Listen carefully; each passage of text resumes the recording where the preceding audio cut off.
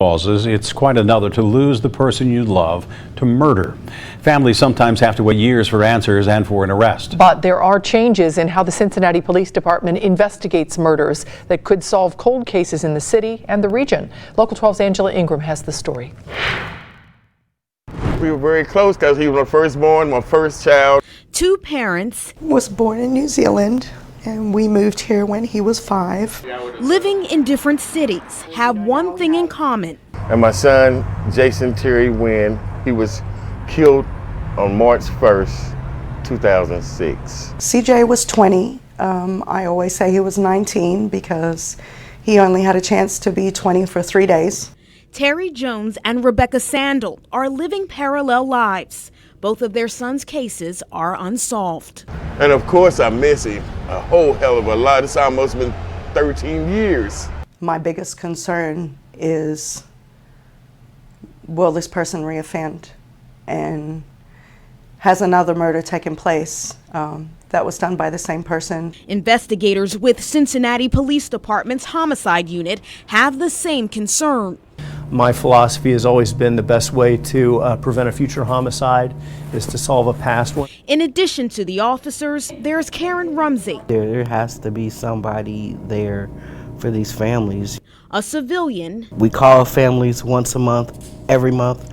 who works as an advocate, bridging the gap between the officers and homicide victims' families. Rumsey reminds families that officers are still working on cold cases. As I know you call them cold cases. I don't mind the word cold because things that get cold also get hot. But I tell every family, and I don't try to sugarcoat it with people, is that every case is solvable. To help with that mission, there are now changes with how CPD investigates cold cases. Typically in CIS, historically we've had 1 to 2 detectives that are specifically assigned to work cold cases. Cincinnati is the largest police agency in the area, in the tri-state area. So we have detailed people to other task forces. One of the ideas that we came up with was actually to have people detailed to us. There are now agents from the Ohio Bureau of Criminal Investigation and officers from other jurisdictions embedded, working side by side with CPD's homicide unit. This helps them tie one or a group of violent offenders to multiple murders and share information to solve homicides regionally.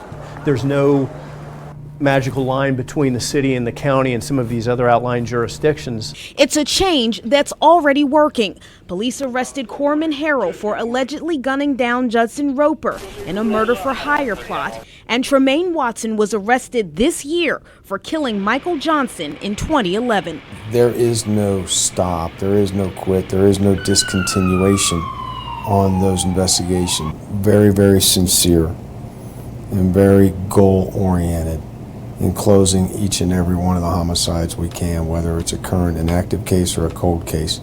It's a commitment that officers here make to the families. And though they're in different cities, both Terry and Rebecca are hoping changes in cold case investigations will bring them peace. He would have given you his last $5 if you needed it. And I miss him. I miss him so much. And my little girl misses him, and so many people miss him. My son didn't deserve what was done to him.